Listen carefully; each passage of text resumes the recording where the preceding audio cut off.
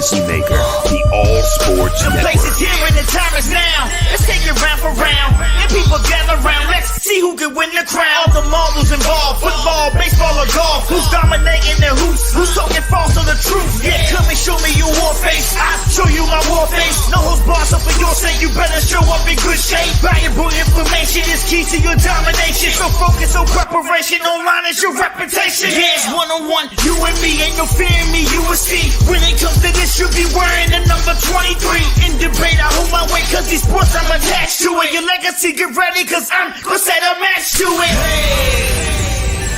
Burn 'em. Fire, fire, fire, fire, burn 'em. Fire, fire, fire, fire, burn 'em. Fire, fire, fire, fire, legacy on fire. Fire, fire, fire, burn 'em. Fire, fire, fire, fire, legacy on fire. Fire, fire, fire, burn 'em. Fire, fire, fire, fire, legacy on fire.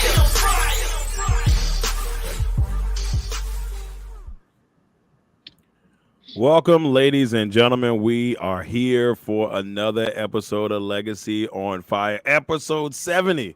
Only 30 away from 100. But I'm so glad to be here with you all today. As you see, we've got 5 panelists, or 4 panelists, and of course myself, as we're going to bring you a big show today for episode 70.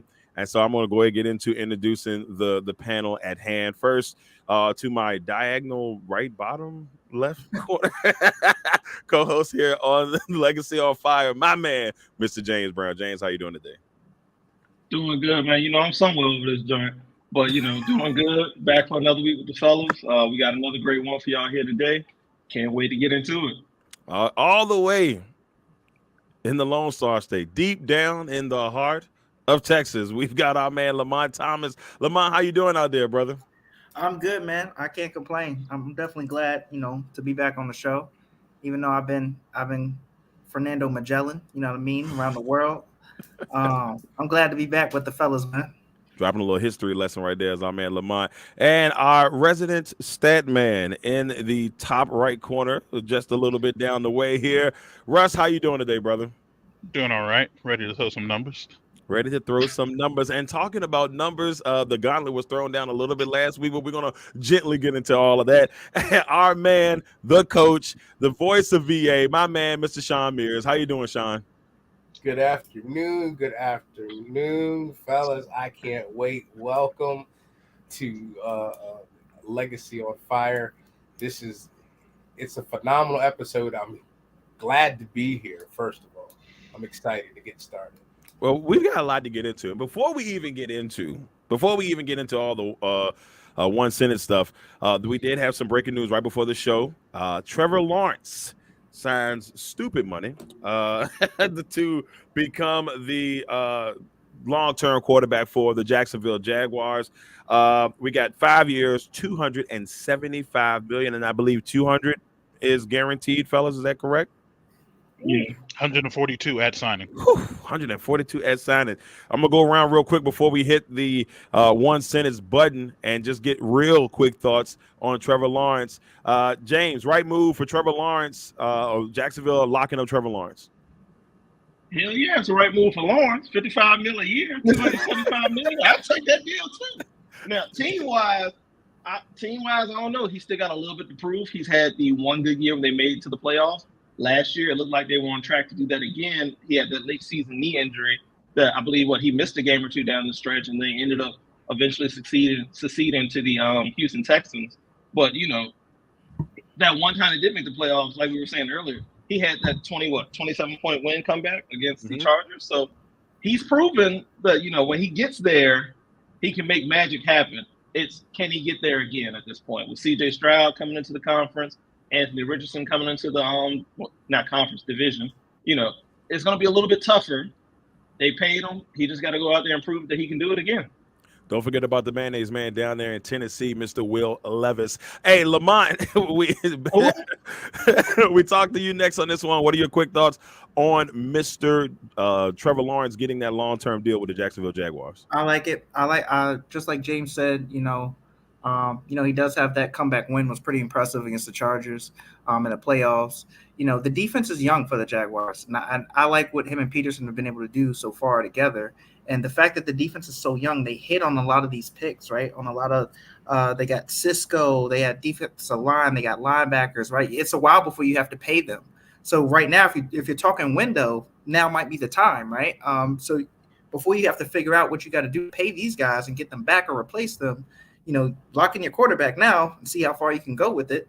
Because as we know that without that closes the window, right? So I like it for the Jags. Shawn, I'll swing to you next, man. What are your thoughts on the Trevor Lawrence move with Jacksonville? It's a trending thing to pay the quarterback, right? And it just so happened that he's the next guy in line. So do I think it's something that whether the question is he worth it or not worth it? I say that's kind of irrelevant because he's next and he's next up.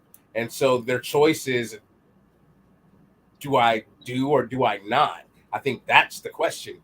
But he's been averaging 4,000 yards and 21 touchdowns, per season.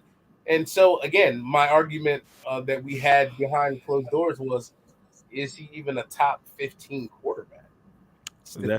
That's where the question kicks in. Like, is he going to be worth it long term? Russ, we head to you to finish that up. What are your quick thoughts on Trevor Lawrence back in Jacksonville for the long term?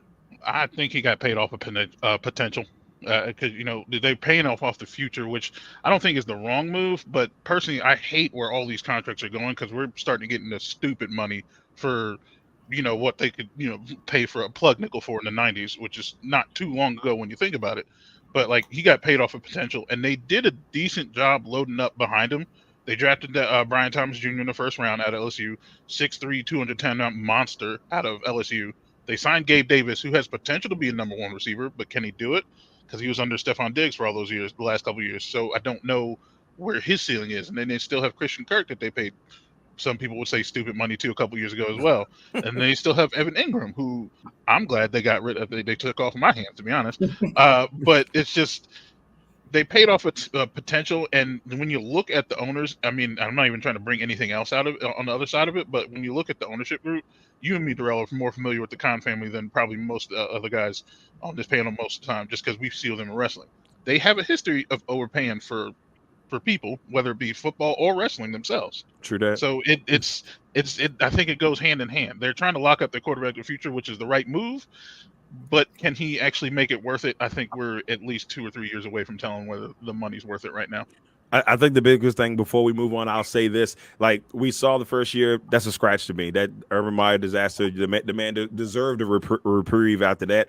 The second year started off slow, finished strong, got the playoff win, had Kansas City, battled with them in that playoff game, had a chance maybe to shock the world, but just couldn't pull up. That fumble right towards the end zone hurt them big time. They were driving, looking good. The fumble did, and then Kansas City did what Kansas City did. The next season, the opposite. They started off hot, cooking, 7-3, 6-3, out there killing it, and then they faded late.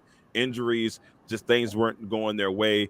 The connection to him and Calvin Ridley just wasn't the same towards the end of that season, and it was just what it was. So now, can we get a complete, full-blown season of Trevor Lawrence and that team clicking together? We'll see. But with that being said, it's time for one sentence.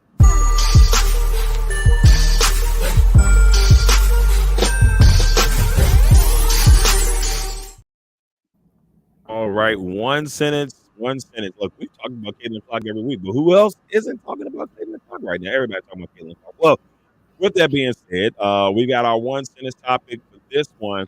Caitlin Clark, unfortunately, did not make the U.S. Olympic team, and some people guys a little bit upset about it. Some people not so upset about it.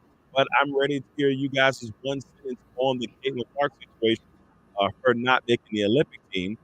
Russ, I'm going to start with you first. What's your one sentence on Caitlin Clark being snubbed from the U.S. Olympic team? She's not ready. I just don't think she's just not ready. And to be honest, if I had one sentence to say it, as long as they have Asia Wilson, they don't have to worry about really much anything else. They just got to build around her for the Olympics. As I don't think there's anyone else in the league that could really just hold a candle to her game right now. Awesome. We'll go to Shawn next. Shawn, what's your one sentence on Caitlin Clark being snubbed from the Olympic team? Well, I laugh because one sentence is broken down into a question. Who does she replace? I mean, when you think about it, there are 6 guard spots on the U.S. Olympic team. They are held by Kayla Cooper, the 2021 Finals MVP, 3-time All-Star. Nope, not getting that spot. Chelsea Gray, WNBA Finals MVP 2022, 3-time champion. Not getting that spot. Jewel Lloyd, the scoring champion, All-Star MVP. She's not getting that spot. And Jackie Young, 2-time champion, 3-time All-Star, former scoring champ. She's not getting that spot. Diana Taurasi, well, this is her farewell tour. So that would be the spot, but she's getting the farewell tour.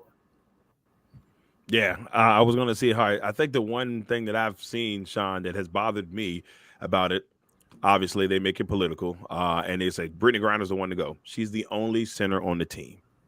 So you're just going to go over there and play small ball with everybody else in the world. Not saying that they couldn't do it. Don't get me wrong. But it's just like she's the only center on the team. And no matter how you feel politically, she's probably, the best center in the WNBA.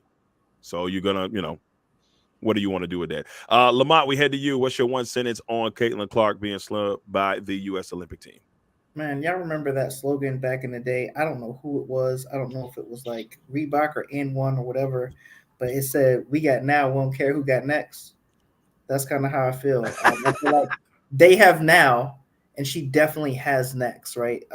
Shawn made a good point. We don't know who she would replace. Even people like Kalia Copper, she's dropping 30 on people right now in the WNBA like it's nobody's business. So, I mean, you can't take her off, especially you can't take her off in her performance that she's had from last year to this year.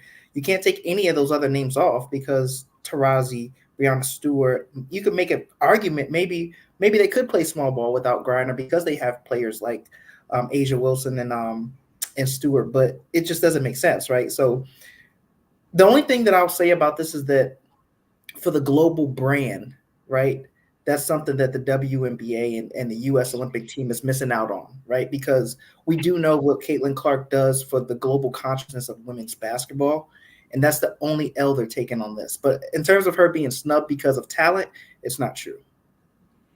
Yeah, I mean, and I think that's the thing. You've seen so many people take this to a political realm instead of just saying, okay, look at the game. Where is she right now? Is she ready to do it? You could definitely put her on the team. My personal thing about it is if you put her on the team, when is she going to play? Like, she's going to have Christian Laettner minutes. She's just going to be sitting on the bench. She's going to go to Paris just to come out and play for a minute or two? No. I mean, I know they may be up by like 20, 30 points, but you know how they do. They want to dominate. And she's not going to get real playing time. What, 2 years from now or 4 years from now? Right. Hey, that's a whole different story. James, we head to you next, brother. My one sentence would have to be, let the narrative play out. At this point, she's not on the team. I don't think she's going to make it whatsoever. There's a chance she could be an alternate if someone gets injured or hurt. Don't see it happening. She's not going to make it. But truth be told, I don't think we need her at this point. I think since 1996, the women have won gold every year for Team USA, and every 4 years in the Olympics for Team USA. So at this point in time, they don't need her. She's not ready. She's coming off her college season. She's going through her first WNBA season. That's a lot of wear and tear on her in these last 12, 24 months. Let her get some rest. Let her figure it out. Let her work on her game. 4 years down the road, she'll be ready to go. Not to mention they'll be here in the U.S. I believe they'll be in L.A. at that point for the 2028 Olympics. She'll be primed, ready to go by then. And then not only that, let's say the women don't win it all this year. The narrative continues to build. The hype continues to build for Caitlin Clark for her to stunt and show out come 2028. So it's not that big of a deal for me. As far as the political crap, y'all know Brittany Griner got to put in that work, man, after what we had to do to get her up out of there. Yeah, y'all know she was going to make this team. One, she's a good enough player to make the team, but then also she's got to go out there and represent for the U.S., help us win that gold. So there's no way she's getting taken off this roster. I don't care what your political beliefs are. I hope they play Russia in the first game. That would be She's- crazy. If they She's play going- Russia, I hope she goes for 40. I bet she's going Go for for 58. I'm just throwing it out there right now. Just give I know she Brittany dunked with two hands. give Brittany the ball. that's all it's gonna be. But like we'll see When how you're everything flushing goes, with man. somebody. We'll see how it goes. And look, I don't have nothing against Caitlin Clark. We all want to see her well because guess what? She is helping the game grow. And that's supposed we on this network, we have covered women's basketball for years, and we've seen where it has been, and we've seen the potential of where it could go, and she's helping bring in a light to that. So I'm all down for it. You know, no matter how you feel about her, she's a great player, and we're going to continue to see her grow. And it's just, to me, it's just not her time. Let's head to our next one sentence. Let's talk about the man, myth, and the legend that is Mike Tomlin. Mike Tomlin gets a 3-year extension to stay with the Pittsburgh Steelers. And, you know, fellas, there are not a lot of happy Pittsburgh Steelers fans. They are upset. They are upset that he's back. From what I've heard, a lot of the inside of Pittsburgh Steelers fans are not happy. Outside, they're like, "We cool," you know, like the ones outside of the state, they happy. But there's a lot of people upset about this. So I want to hear you guys one sentence on Mike Tomlin getting the 3-year extension. And James, I'll start with you. What are your thoughts on it? I'm glad Tomlin got an extension. I mean, at this point, he is the longest tenured head coach in the NFL. He's been to 2 Super Bowls. He's won one of them. And for all the Pittsburgh fans that are upset with him being back for the next 3 seasons, who else are you going to go out there and get? One, but then also look at what he's done with the roster that you have. Mike Tomlin's winning games with Kenny Pickett. Mike Tomlin's winning games with Mason Rudolph. Hell, he won games with Duck Hodges. Duck Hodges isn't even in the league any damn more. And you want to get rid of this man when he's won multiple games across multiple different seasons with a plethora of quarterbacks and players throughout this roster. Come on now. Let's be serious about this. Let's be serious. There's no way in hell you fired Mike Tomlin. You give him the same grace as every other coach you've had in Pittsburgh. He gets to resign on his own, or you can do that little shake hand deal to say, hey, look, Mike, it's time, step away, like Cowher got, like all those other guys got, all those other Steeler great coaches who all won Super Bowls just like Tomlin did. Like, it's ridiculous at this point. Come on now. Cut the crap. No, you said Duck Hodges, and I thought I was about to ask you, isn't that Daffy Duck's character from the Looney Tunes? Remember when he has like the that's superhero Duck suit on? Dodgers. Duck Dodgers, That's okay. Duck Dodgers in the 21st century. Duck Hodges was the quarterback. Though, you know. That's what I thought I heard. But we didn't know that. Little known cartoon fact for the kids out there today, though. Duck Dodgers. Just a little something. Russ, we head to you next. What is your one sentence on the 3-year extension for our man Mike Tomlin? I don't hate it, but I can understand why Steelers fans are upset by it. Because if we're looking for a hot take, that one championship he won, it was built off the back of Bill Cowher. If I'm being honest, every single key player in that Super Bowl was drafted or signed by Bill Cowher. Roethlisberger drafted by Cowher. Hines Ward drafted by Cowher. Heath Miller drafted by Cowher. Brett Kiesel, defensive lineman, drafted by Cowher. Ike Taylor drafted by Cowher. Troy Polamalu drafted by Cowher. And then Willie Parker, Ryan Clark, and James Harrison, all undrafted free agents signed by Bill Cowher. I can understand why they're upset, but then again, they're not losing. So what's the major issue? Like you can make a strong argument that he's the second best coach in that team's history because he needs more time to get to Chuck Noll level. But I think you can compare him to Bill Cowher now, even with Bill Cowher helping him win that first Super Bowl. But I wouldn't be complaining as much. I wouldn't be as upset as the Steelers fans are right now. I think they got a good coach. They got one of the better coaches. I think they got one of the smarter coaches in the league, to be honest. The way he handles the team, the way he handles the media, the way he carries himself, I think is a big deal for that team in that culture. And I think he's still a good fit for him. It's just not always coming out to, playoff wins and Super Bowl rings. But I think he's the best possible the situation for them right now. Look, my thing about it is 17 straight seasons as winning seasons. It's a 17. It's the record for 17 straight winning non-losing seasons to start a career, which is only passed by Tom Landry and Bill Belichick for any time in their period in their coaching career. Insane. And I know Pittsburgh still, but just imagine Pittsburgh Steelers fans. I'll throw this before I head to Shawn. Just imagine, being an Arizona Cardinals fans for all those years, or a Cleveland Browns fan, where you were just begging just to sniff some wins. New York Jets fans, the New York Jets haven't been to the playoffs since 2010. I was still Mr. Rollback in 2010. That tells you how long it's been. Mark Sanchez was the quarterback of that team. Mr. Butt Fumble. It's been that long. It's been that long. So, like, you should be happy on what you have. And I understand you think, okay, maybe it's time for new blood, but you got to be happy with what you got. Come on, guys. It could be worse. Shawn, I head to you, man. What's your one sentence on Mike Tomlin getting that extension? I applaud the Rooney family. A lot hasn't been talked about the Rooney family, but you got to applaud this. The Rooney family since 1966 have only had 4 head coaches: Bill Austin, Chuck Noll, Bill Cowher, and Mike Tomlin. Mike Tomlin currently ranks 23rd all-time in winning percentage and 25th all-time in playoff wins. And he's 13th all-time in games won. If you're not giving him an extension, are you firing that guy? Yeah, I mean, how can you fire Mike? It just sounds crazy. I allowed to fire Mike Tomlin. Don't worry, there's plenty of other teams that would take him. Lamont, we head to you, man. Before we head to the fire starters, finish this bad boy up. My one sentence, I'm going with Jay-Z from the Black Album. He said, I'm supposed to be number one on everybody's list. We'll see what happens when I no longer exist. Just like you said, Darrell, who else are you going to go with? I agree 100% with James. All right, this guy, and to Russ's point, yes, he did inherit a Bill Cowher team, but don't forget what he built after that, right? That whole team that had AB and Le'Veon Bell, they were killing. Listen, this guy is a defensive coach, right? He came up in football on the defensive side of the ball, and what you can't take away from him is he's always had a stellar defense, always. Even after that team he inherited, like James said, he was winning games that with people who they wouldn't even make other teams' roster, right? And he's winning games with them. And he has 17 winning seasons in a row. And from a player aspect, he's been voted the number one coach that players want to play for. That says a lot. That says a lot. If he does become a free agent as a coach, he can pretty much have the job of his choice because players love to play for him.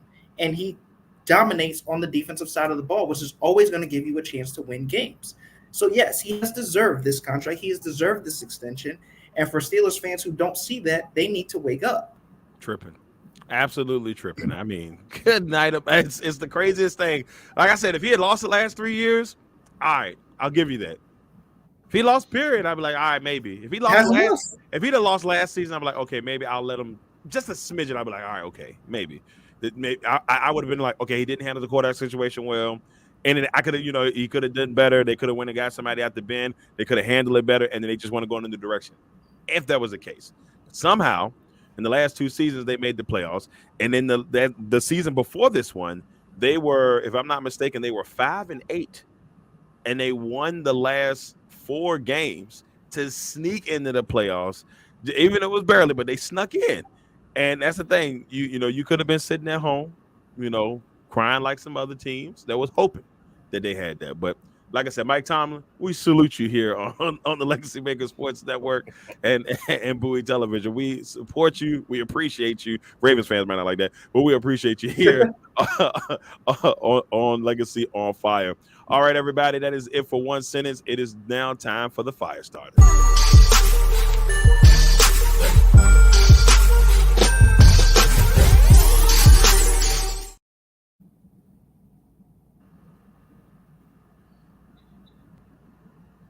This first fire starter is going to be a fun one. Well, look, over the last week, we've seen the hype around like 3 or 4 coaches going to LA. First, it was JJ Redick, and then we heard Dan Hurley, which was a little bit of a scare for UConn fans. Then we heard, or at least we're hearing now, James. I'm not going to destroy his last name, but and I know Lamont knows it. But when we get to it, but the former coach for the Charlotte Hornets, Lamont, last name, please. Ooh, like you got to get back to me on that one, bro. Okay, this is a first. Okay, give it time. But, you got to get back to me on that one. I believe it's Borrego. Borrego. I believe it's Borrego. Borrego. So James Borrego, former head coach of the Charlotte Hornets, is now the guy that they say, hey, he's the guy that can get LeBron and the crew around. And this is why I wanted to ask this question, y'all.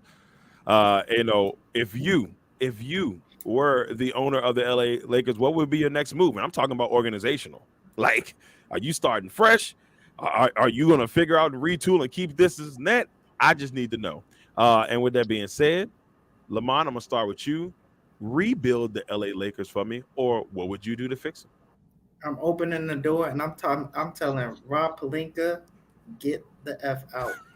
That's what I'm doing. Because listen, all right, it says a lot that they haven't had, can't get the players there to that large to the historic market of LA, right? And the Lakers. It says more that you can't get the coach you want, right? Hurley turned them down, but let's not forget Monty Williams turned the Lakers down. Ty Lue turned the Lakers down, right?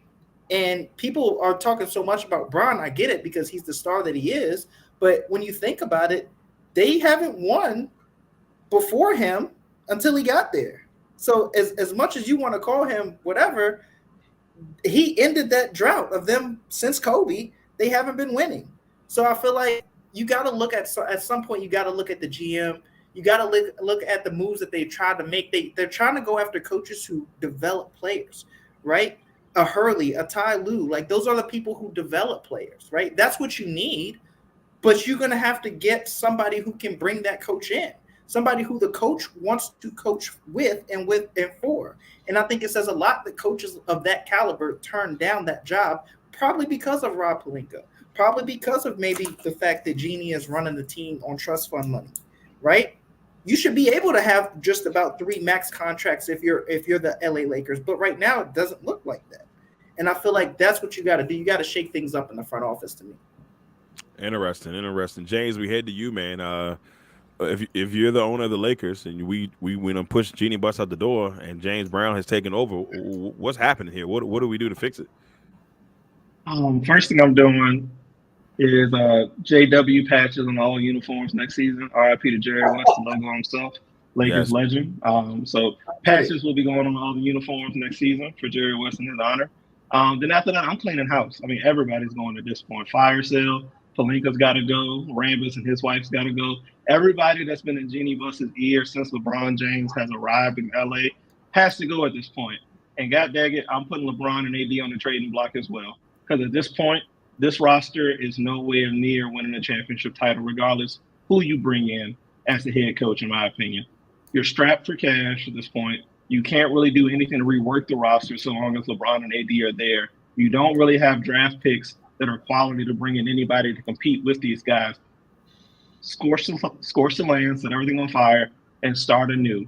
This is Jeannie Buss's team. This is your chance to cement your legacy as owner of this team. Build upon what your father's name was. Take charge of your franchise, clean house, and build it from the ground back up.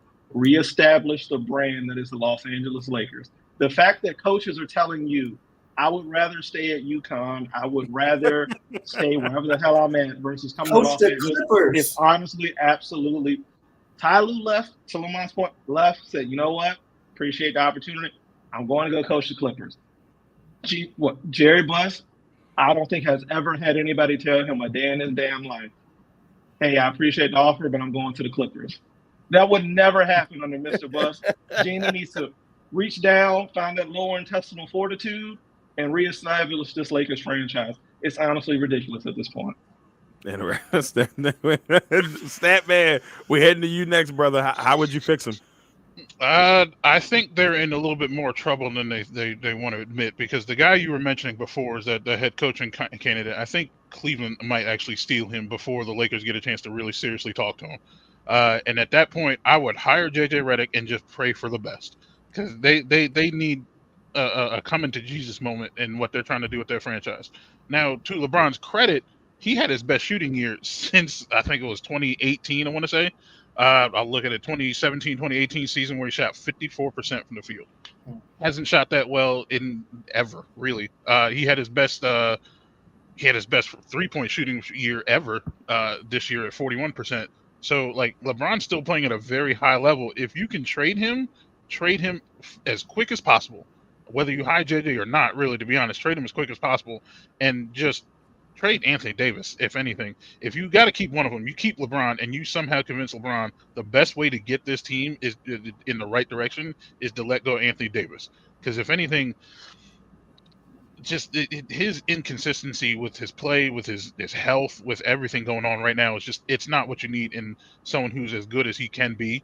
And also, in the same time that you're praying that things go right, pray that LeBron doesn't force feed you his kid as a top draft pick, just because that's gonna be the nepo baby of all nepo babies in the world, and I don't think LA is ready to handle that.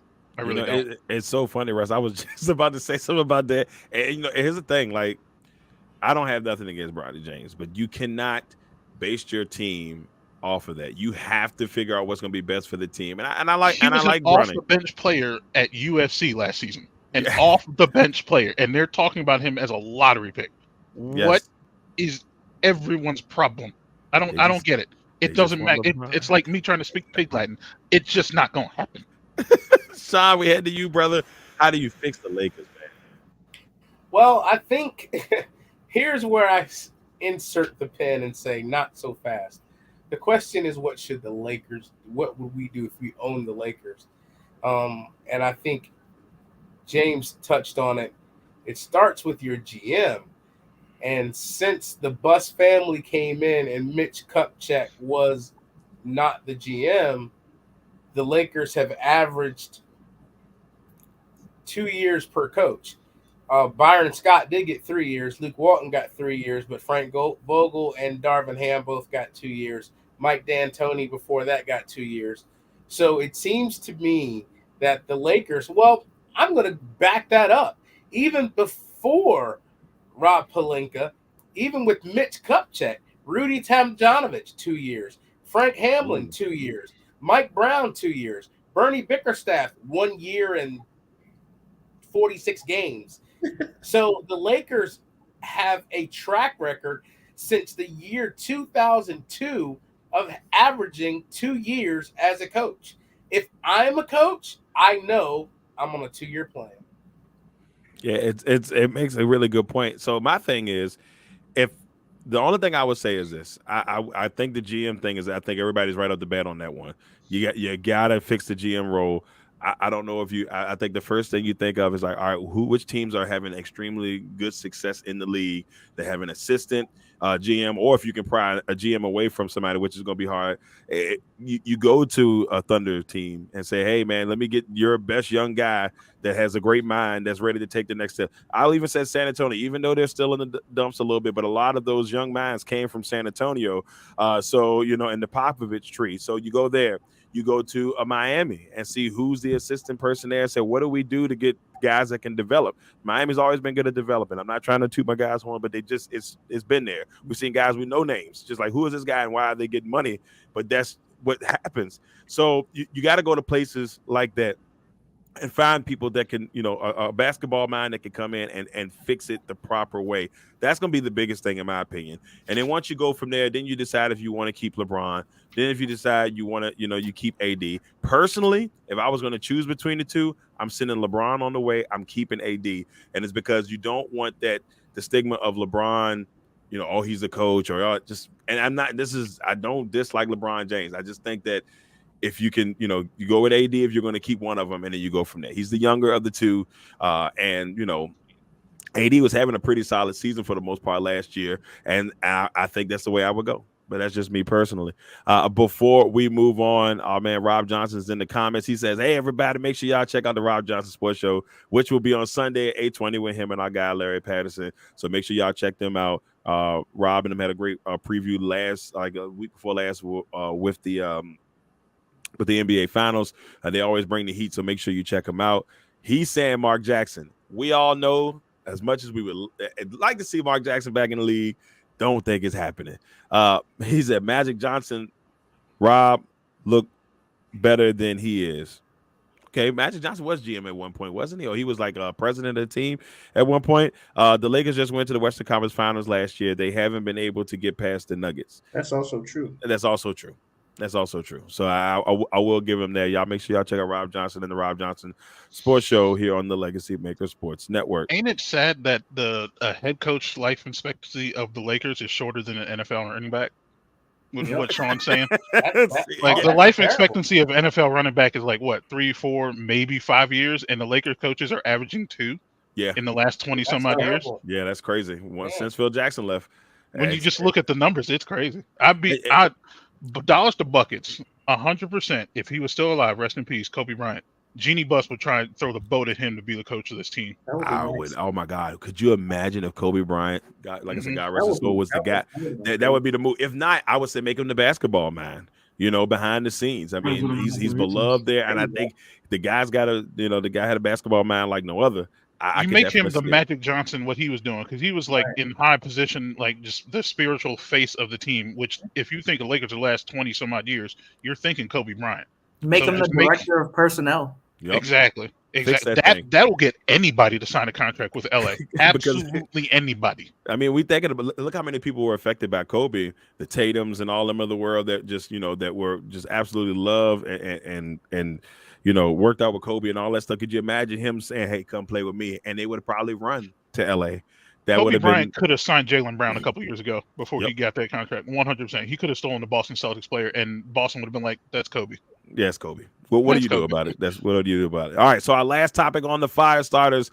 Here comes the fun one. I've been waiting for this. Best sports duo. We want to get the top 5 sports duos from all of our panelists today.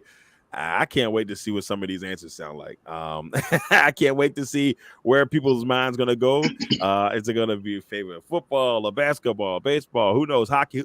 Hey, it could be anything, but I can't wait to hear the duos and kind of see where it goes. So with that being said, James, would you go first, sir? Give me your All top right. 5 sports duos. Top 5. Greatest sports duos What? of all time. MJ and Scotty. MJ and Pippen at number 1. Number 2, I'd have Montana and Rice. Number 3, I got Brady and Gronk. Number 4, I got Shaq and Kobe. At number 5, I got Venus and Serena Williams. That's my top 5 for you. I'm not. What was number 1 again? What was number 1 Number again? 1 was Jordan and Pippen.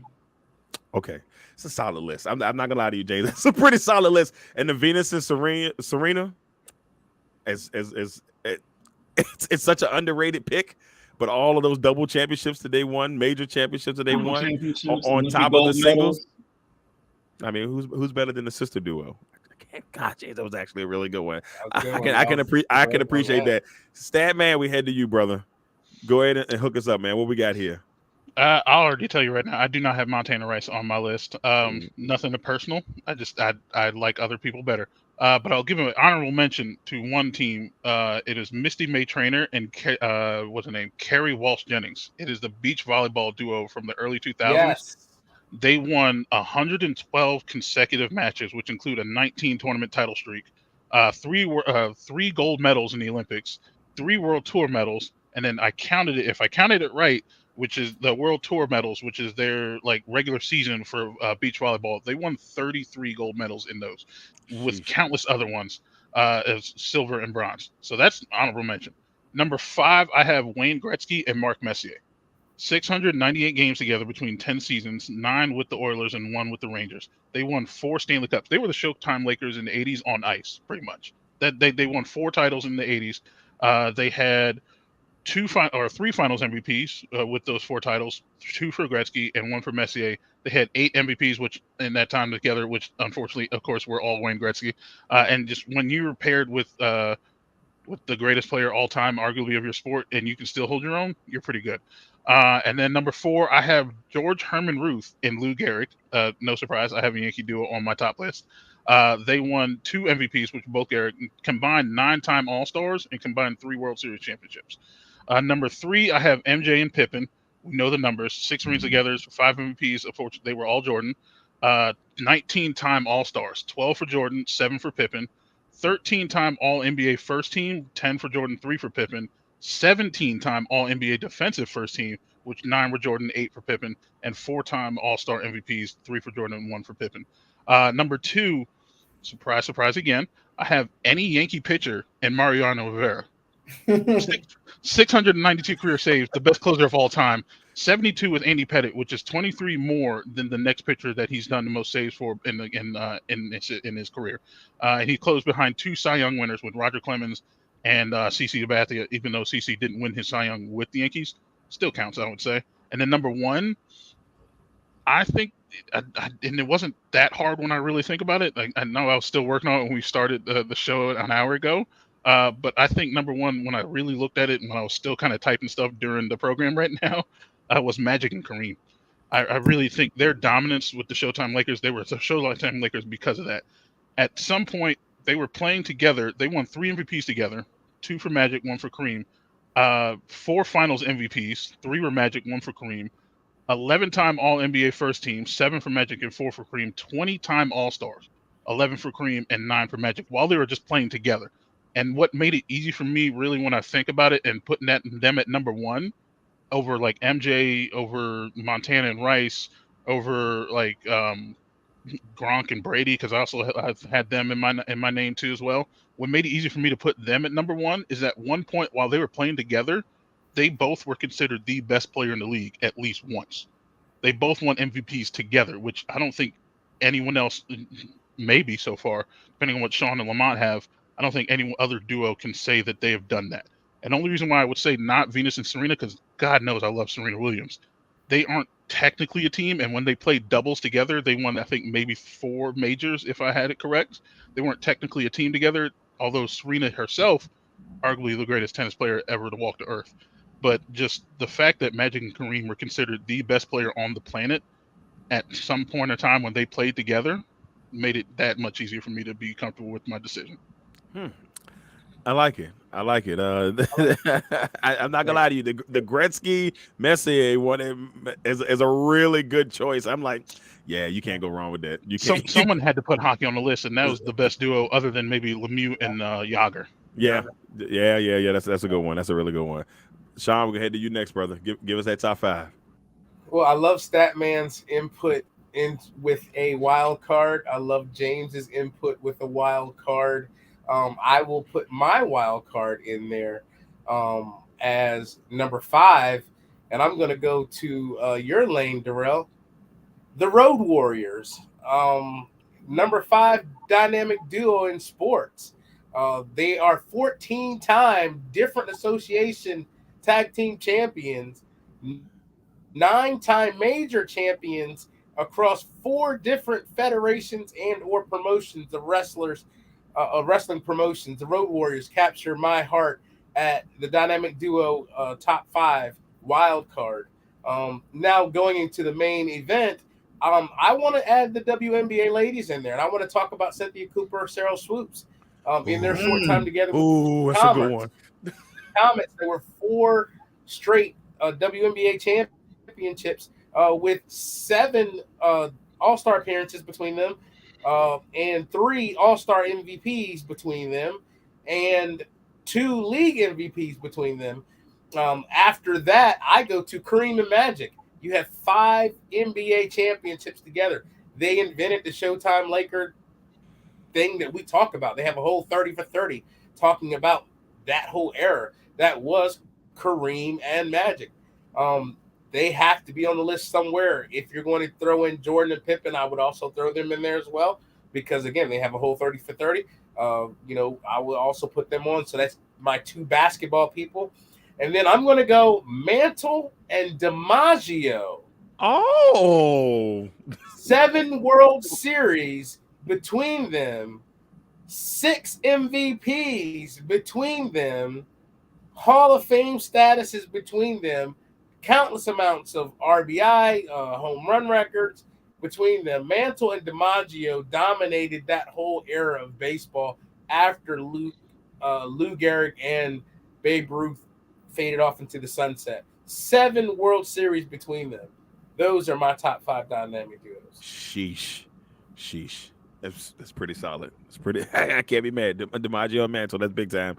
The Yankee flavor in here. Okay, I see it. Head down to Lamont. All right, I know Lamont ain't gonna disappoint. Here we go. Top 5, Lamont. Let's get it. I'm similar to Russ, man. I say, and I didn't really rank them, but okay, I'll say Shaq and Kobe, right? I got to put them in there because that was the first time, and y'all know that I'm a basketball lover. But that was the first time. I hated them at the time because I hated the Lakers. But to see them like literally come out and drop 40 apiece right? In the most pivotal moments of the NBA playoffs was amazing to me. Like it's like it was a must watch.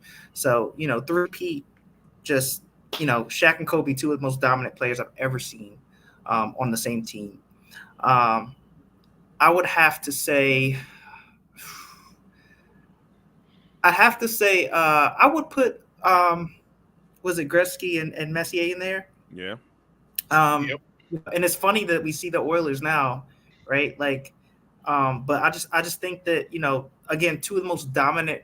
They're known to be a part of the best hockey team to ever lace up skates, right? And for both of them to do what they did for the sport and to play together for that period of time, I would say you have to put them in there. Let's see. I'm gonna go Magic and Kareem because I feel like the Showtime Lakers is, again, transcended basketball, right? It kind of brought basketball out of the gutter. And then, again, you're talking about two players that people usually put in their top 3 or top 5, right? So you think about their run together and think about all the accolades that Russ talked about. You gotta, they both transcended their position in basketball by itself, right? Like Kareem was a do-it-all type of guy. Magic was a do-it-all type of guy as a guard. And now, even today, people model their games after those two, right? So I feel like you got to put that in there. That's 3, right? So then I'm going to go, I will give it to Montana and Rice. And I say just off of Rice alone, right? Like, I just think that as crazy as it is, he still holds all those records, right? And now the game is modeled, you know, and the rules have been changed to favor the passing game and offenses. And there still are records that people will never touch when it comes to Jerry Rice. Like, that's how crazy it is the fact that this man was literally a one-man machine and just a wrecking ball, you know. And for Montana to be his quarterback for all those years, I feel like you got to give it to him. And then number 1, MJ and Scottie Pippen. People argue about that to this day. If MJ would be MJ without Pippen and vice versa, right? If the Bulls would have been Bulls without them too, right? 6 championships, and we literally saw the change of the guard and the change of Michael Jordan's legacy off of their duo by itself, right? And we're talking GOAT talk, so that will be my 5. Tough 5, man. Like I really thought hard, and I all I know is the first thing that came to my mind was Jordan and Pippen as my number 1 duo. And it's just, and I think it's more of a nostalgia thing for me because of what they did for me growing up. You know, like, I mean, you know, the NBA on the NBC, and that the theme song rings in my head as we go along. And I just was like, you know, that made it like special for me. Like so I got to go them there. I probably will go Montana and Rice number 2. I think that, you know, the special connection that they had, you know, the greatest, you know, undefeated quarterback, 4 Super Bowls. You got the greatest receiver of all time, 3 Super Bowls, got all these records that some of them, they look like they won't be cutting anytime soon. And then I'd probably go with Magic and Kareem. I mean, like you guys said, I mean, that run that they had with the Showtime Lakers, big time.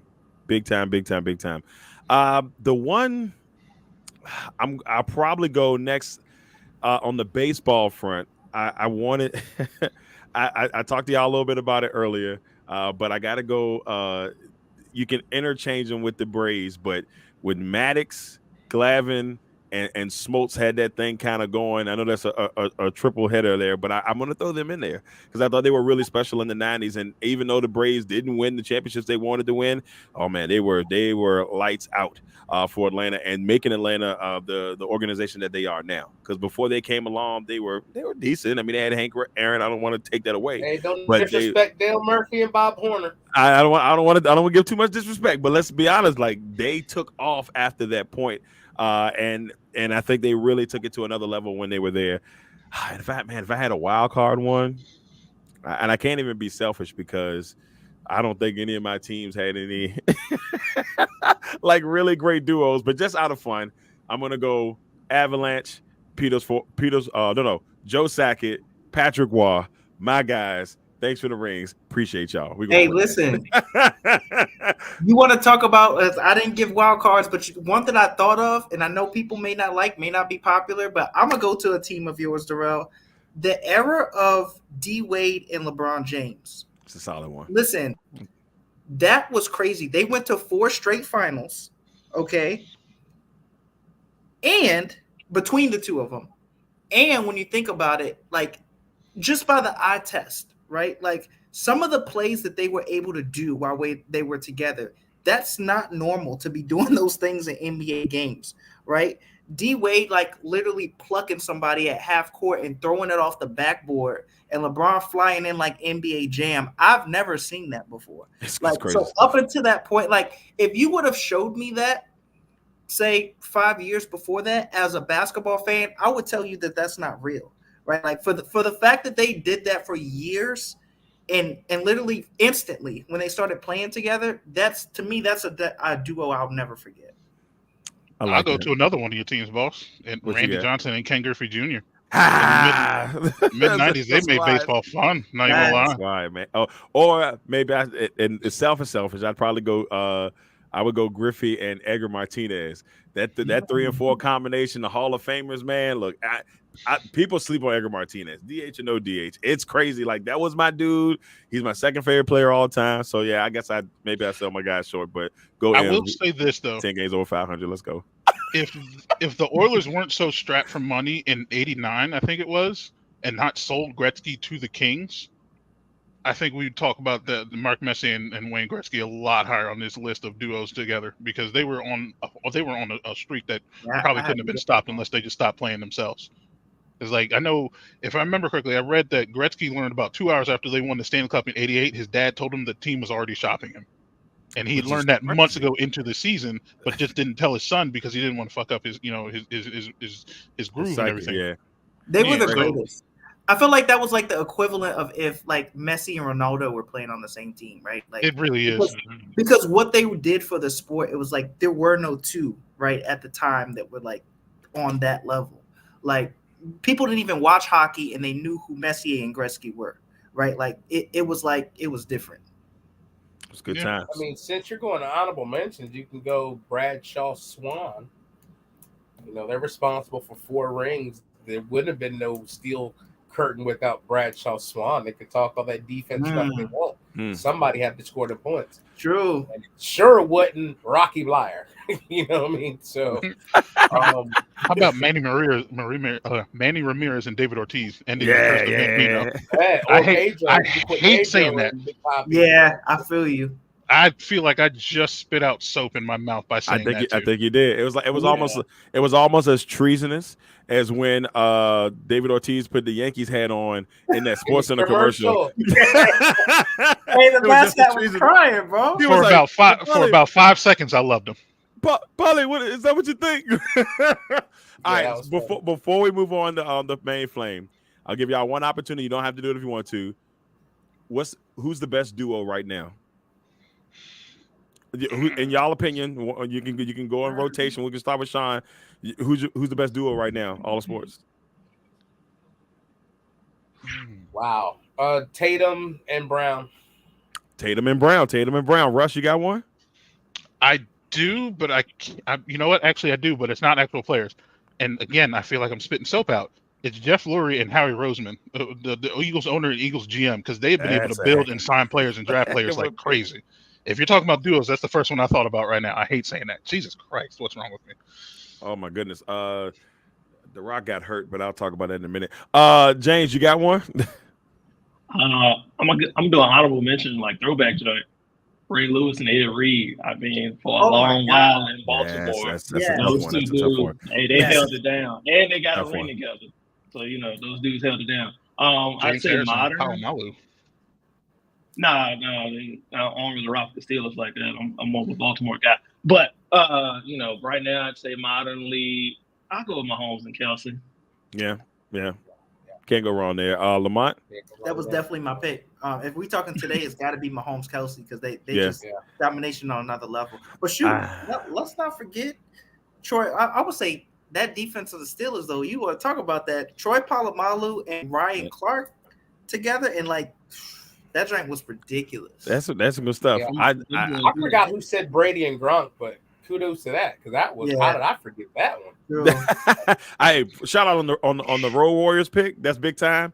I would counter that with maybe the Dudley Boys or somebody in that, but I love the Road for Warriors. life, bro. Hardy Boys for life. But I'm gonna throw. I just had one in my head. Oh, so this is one I think that could be really good, but it all depends on if they stay long, and that's Mookie Betts and Shohei Ohtani. If that happens, as long as it could be with 2 MVP type candidates there, that's one that I really think could be really, really good. Really good. Throw some respect on Freddie Freeman's name, though, because if you mentioned trio before, you need to put his name in there too. I'll throw Freddie in there. Most definitely. Although if it wasn't for his agent, he would still be in Atlanta. Yeah, he messed that up. Hey, what's going on But with I'm that? not mad. I like Matt Olson. I'm not mad. I like Matt Olson. Yeah, man. Oh no, he's good. He's good. It's just I think Freddie Freeman's better. Not gonna lie. Matt has done his thing down there in ATL. Hey, look, when Okuna got hurt last time, they won the series. Who knows if it happens again? Let's go to the next one.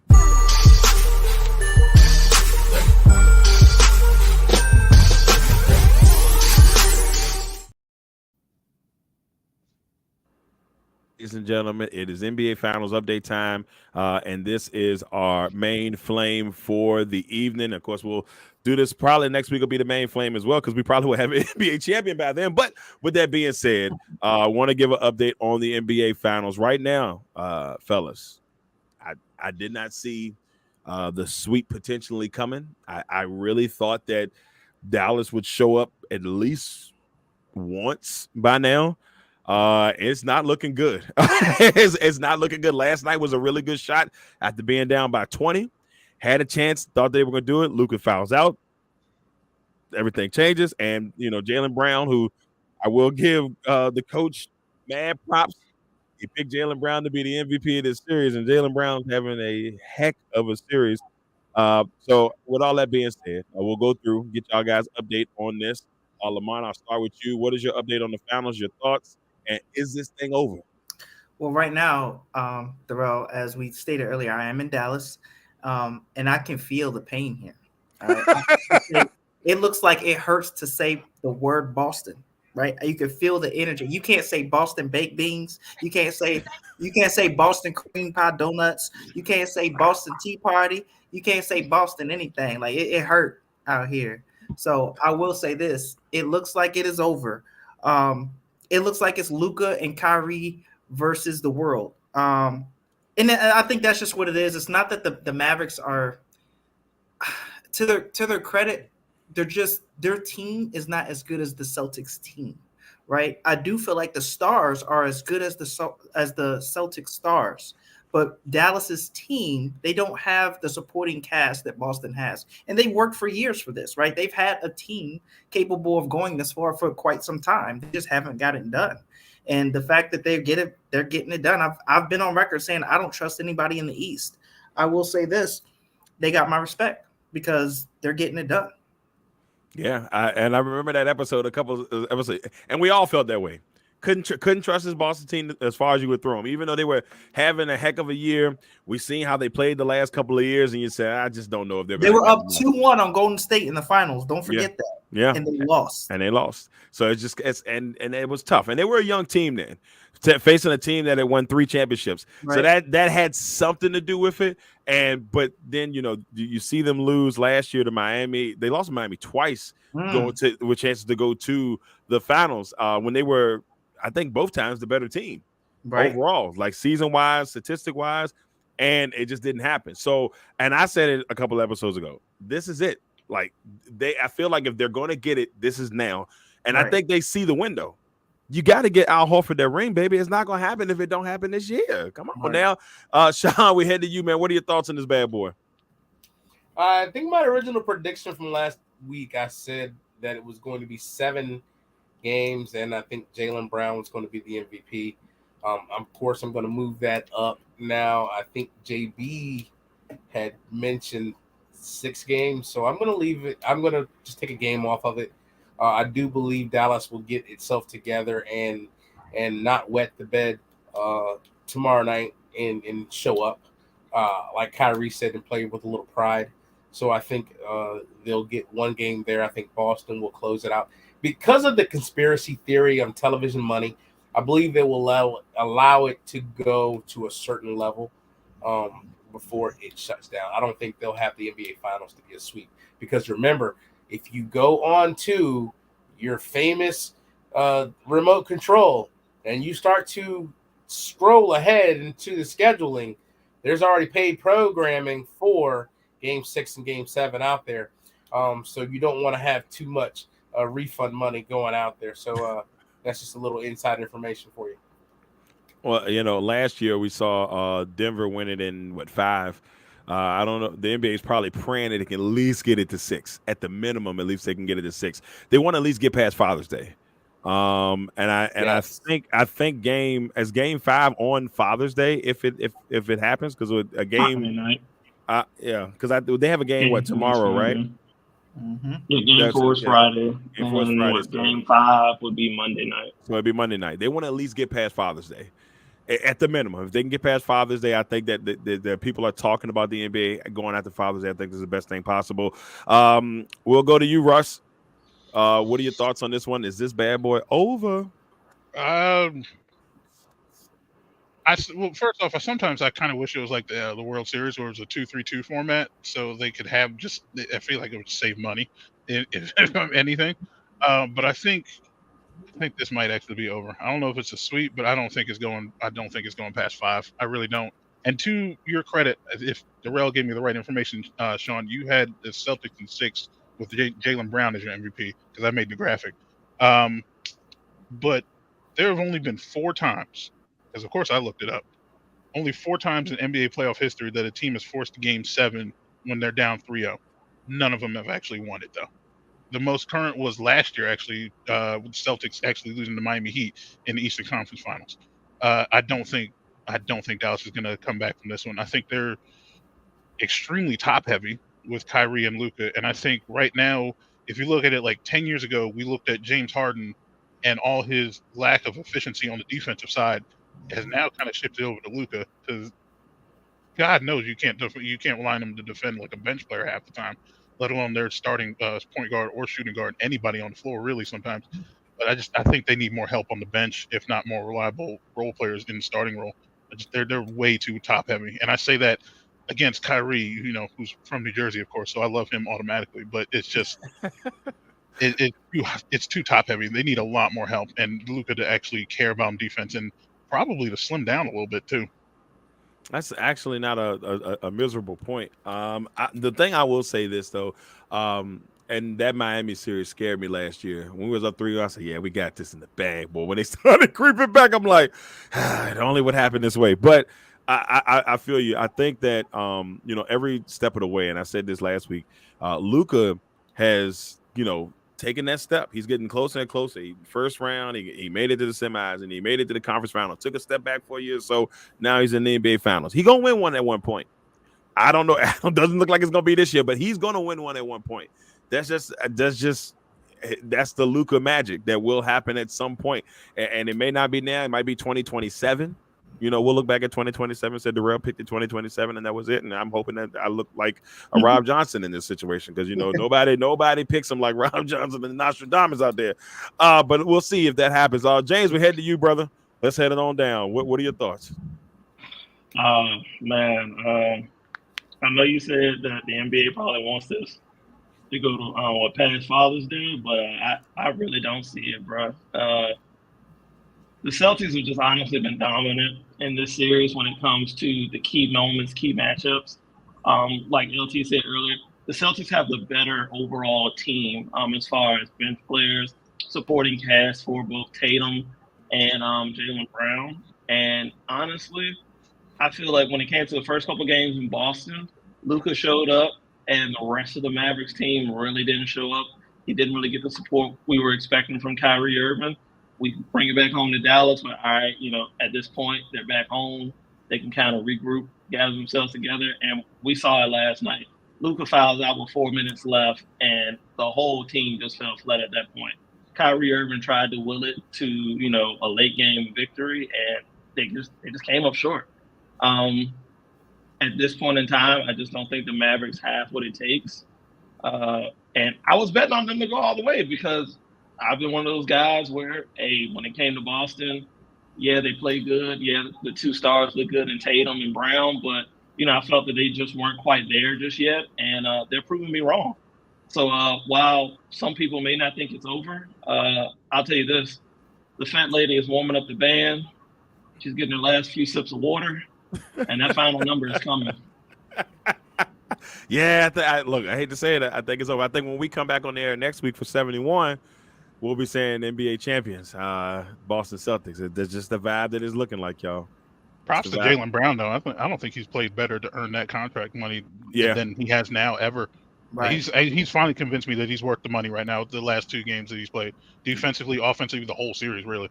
I thought that I've been saying that since the beginning of this year, though, because I felt like if you really watched the season, whenever they would struggle and they would blow those leads like they were blowing, the only consistent on that Celtics team was Jaylen Brown.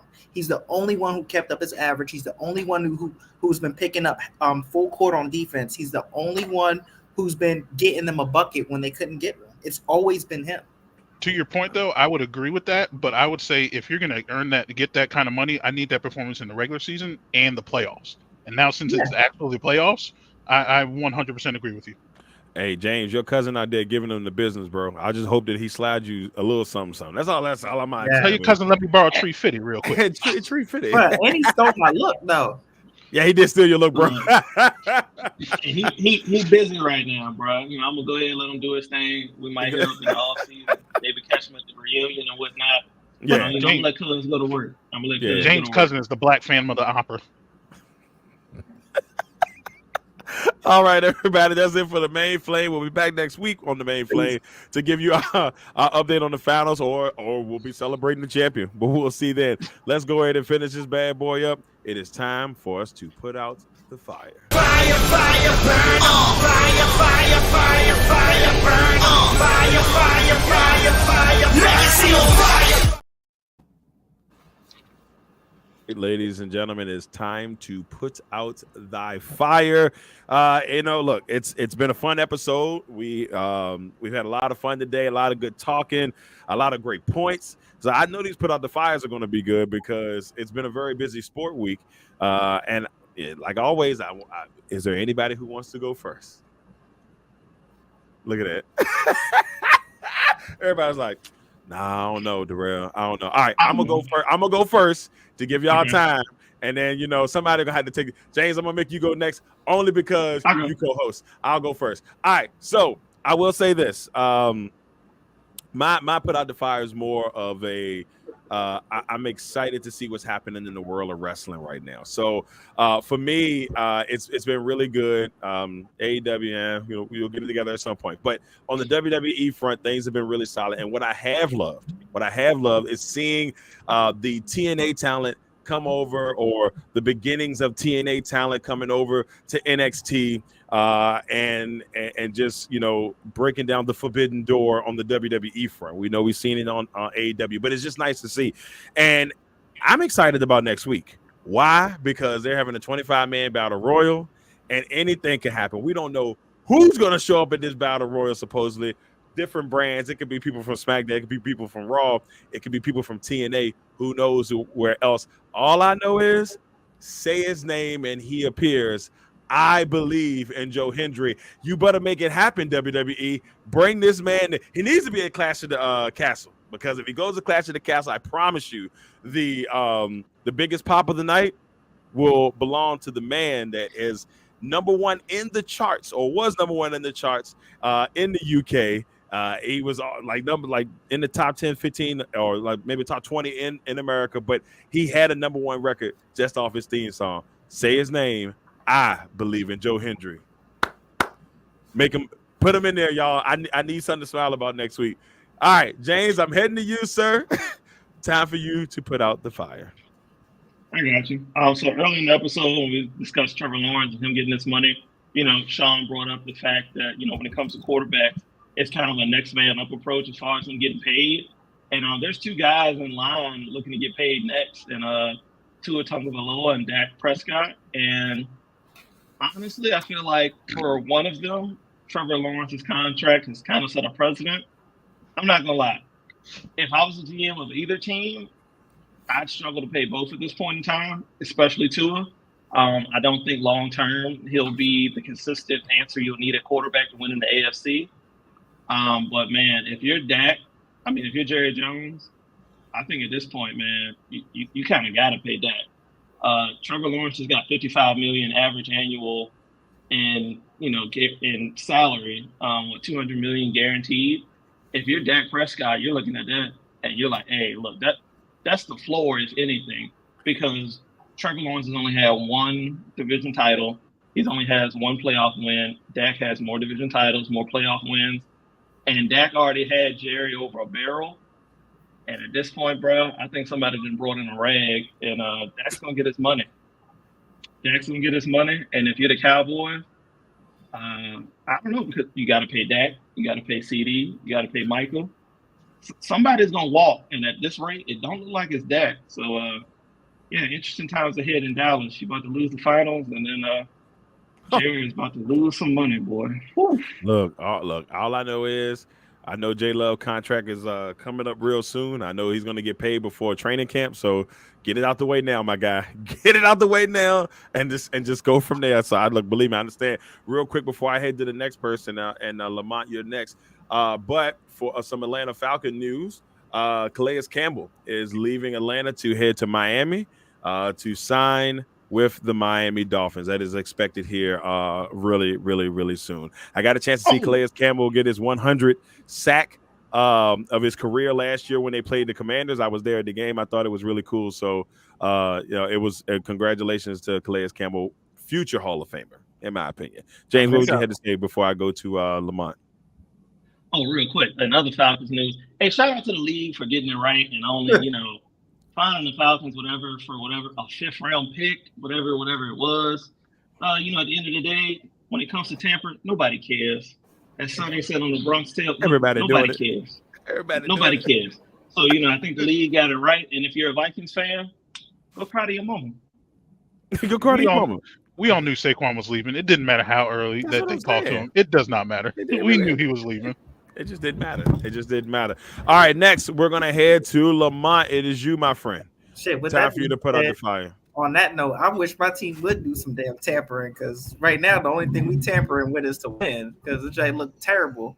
But yeah, so my put out the fire is just basically in the world of hoops, man. Since that's where I've been talking about today, I'm gonna go with these teams. And when we talking about teams moves, like the Lakers question threw me. So I feel like everybody's like the whole spiel is putting stars together, right? Like that's been the thing for a while now. And how many times does a team have to develop their team and win the championship have we seen in the past 5 to 6 years? Do we have to realize that that's the formula, right? We've seen the Nuggets. We've seen when the Warriors had their thing going and they developed their players, right? We've seen Boston take a couple of years to do it, right? So when are we going to accept the fact that, yeah, stars are nice and they sell tickets, but bring back development in basketball, right? Not just in the NBA, but in basketball, period. College, right? Everybody's jumping in the transfer portal. Remember those nostalgic teams that would finally win the championship after being together 3 or 4 years? Bring that back. Bring back the team aspect of basketball. That's all I ask. Bring it back. That's what makes it exciting. It's a pretty solid axe, man. It's a pretty solid axe. I mean, it's something I would like to see. I just don't know if the NIL or free agency will allow us to do such wonderful things anymore. Russ, we head to you, man. Go ahead and put out the fire, sir. My put out the fire is going to actually center around a certain building in Las Vegas. I don't know if you guys have heard of this. It's an arena called the Sphere in Vegas. It is absolutely beautiful from the outside. I'm honored to actually say that I've actually been in Vegas to see it in person at least once. But September 14th, there's an event that's going on down there that could be one of the best in history, and that is UFC 306. As you all know, I love combat sports. It was either this or boxing I was going to talk about in a second. But I chose this one because it's a special event and it's a one-time event. Dana White has already said that they're not probably going to run another event there. And the way that the card is stacked right now, rumored at least, it could be one of the best cards ever. You're looking at Valentina Shevchenko versus Alexa Grasso for the women's flyweight title after they finish coaching on Ultimate Fighter, which you can watch on ESPN Plus. They're looking at possibly Shawn O'Malley defending his bantamweight title against Merab, which is a scary fight because the way that Shawn O'Malley is just taken over the world in that bantamweight division is crazy. And Merab is, training partner, former bantamweight champion Aljamain Sterling, and he's ready to go. He's gonna put your lights out in any second. And then a main event rumored to be of Ilia Topuria defending his featherweight title against Max Holloway.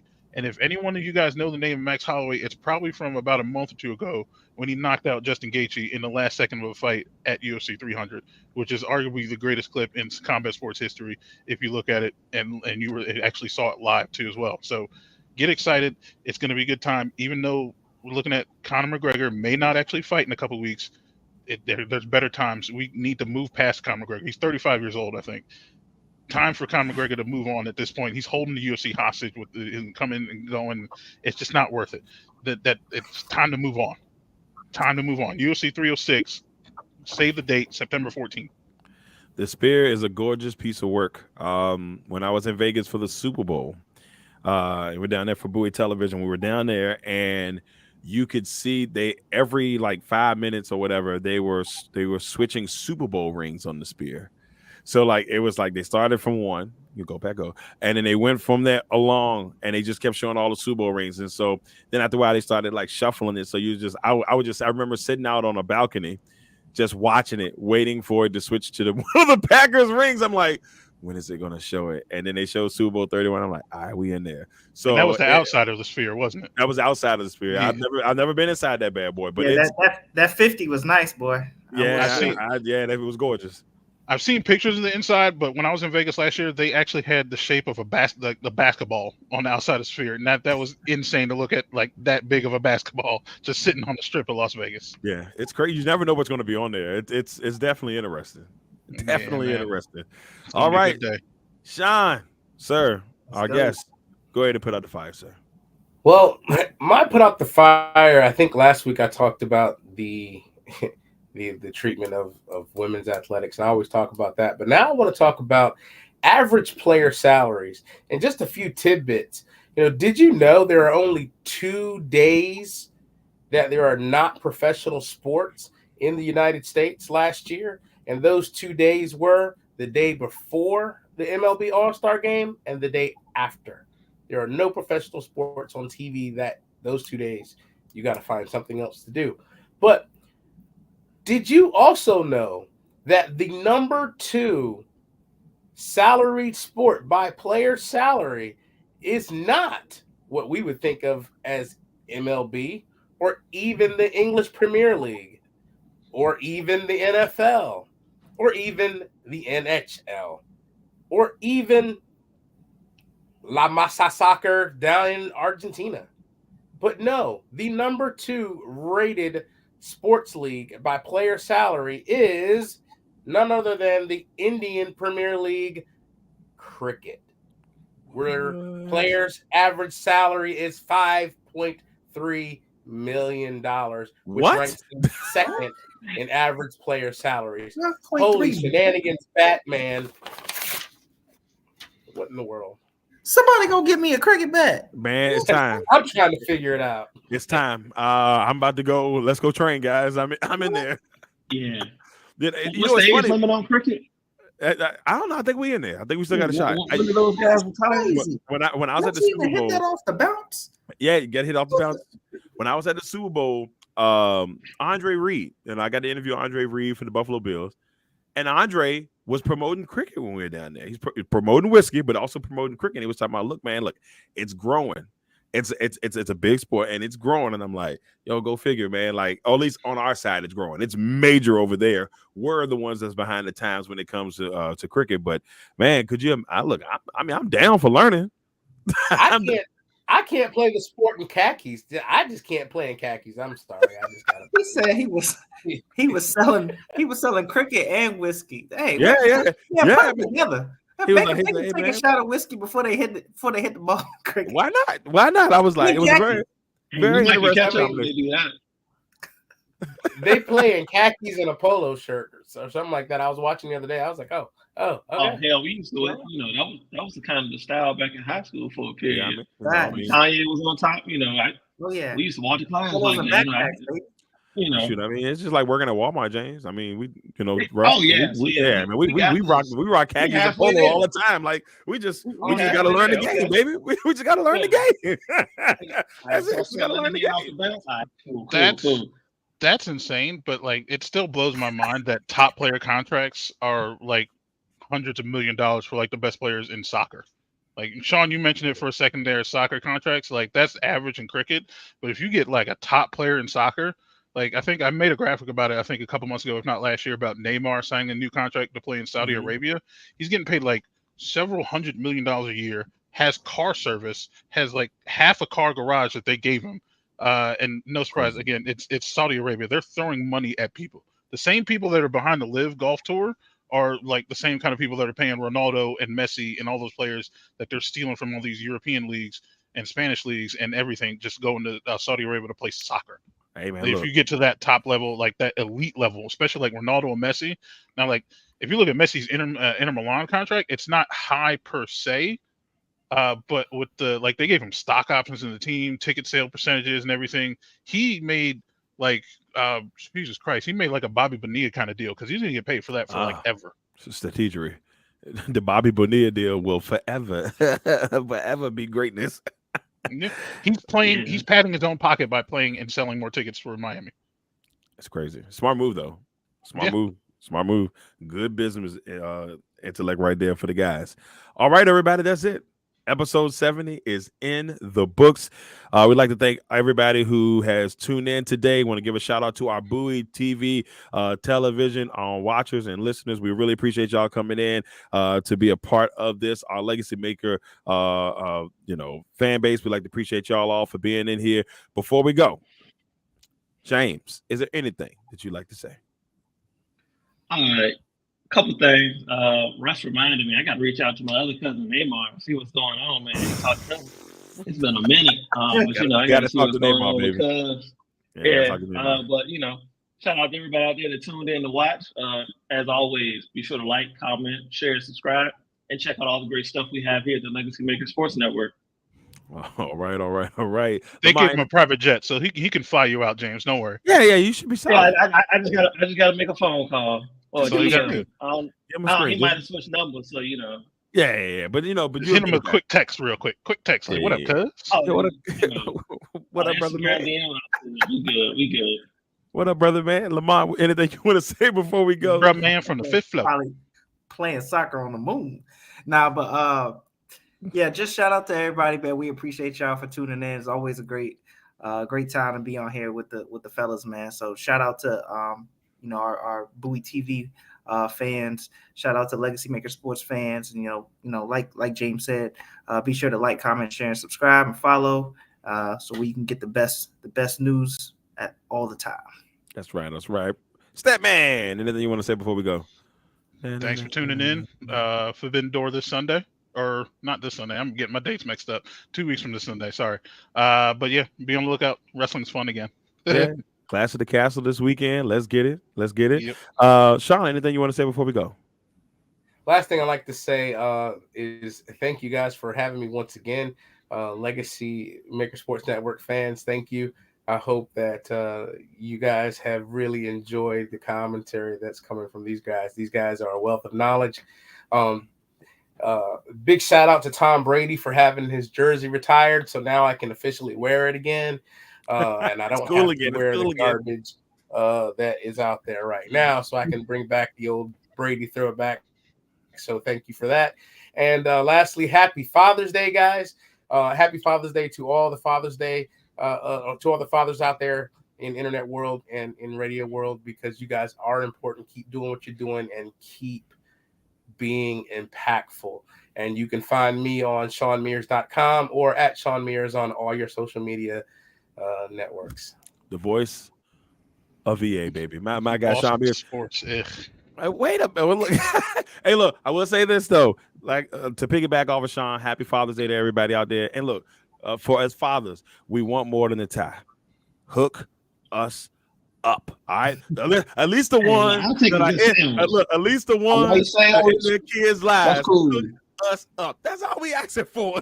A number They got 13 those, from Crazy Mike's and a Giant. They got those special MLB Father's Day hats for you, boss. They look pretty smooth. I'm gonna have to take a peek at that. I'm all down. They for look pretty that. smooth. The Mariners one looks pretty cool. You know, that's my boys. I got to get me a new hat before the season is out. I usually be on top of that, but by now You got to wear something else besides an Amelia Raiders hat to an event. That's just getting worn out, bro. Baby. A10, let's go. A10, baby, let's go. Yeah, I know. I gotta get my. But you know, I gotta support the A-Town. You know, I got to let the babies know out there in A-Town that, hey man, you can get out of Amelia County. You can go see the world. All right, everybody. That is it for episode 70. We'll be back next Thursday for episode 71. We'd like to thank everybody for tuning in, and we appreciate you all. We will see you all on the flip side. Make sure you check out all the great shows on the Legacy Maker Sports Network, Monster Minutes with Becca Cottingham, the Rob Johnson Sports Show, and just one shameless plug of myself. One-on-one returns on June 23rd. Yes. One-on-one returns on June 23rd. The interview sessions. I got my man Marcus Harper II, offensive lineman for the Oregon Ducks. He's a senior. He'll be joining me for that episode. I cannot wait to talk football with him and see where his draft inspirations land. Once again, everybody, I'm Darrell Owens. We got Lamont Thomas, James Brown, Russ Taliaferro, and my man Shawn Mears. We thank you all for tuning in for another great episode of Legacy on Fire. Until next time, see you next week.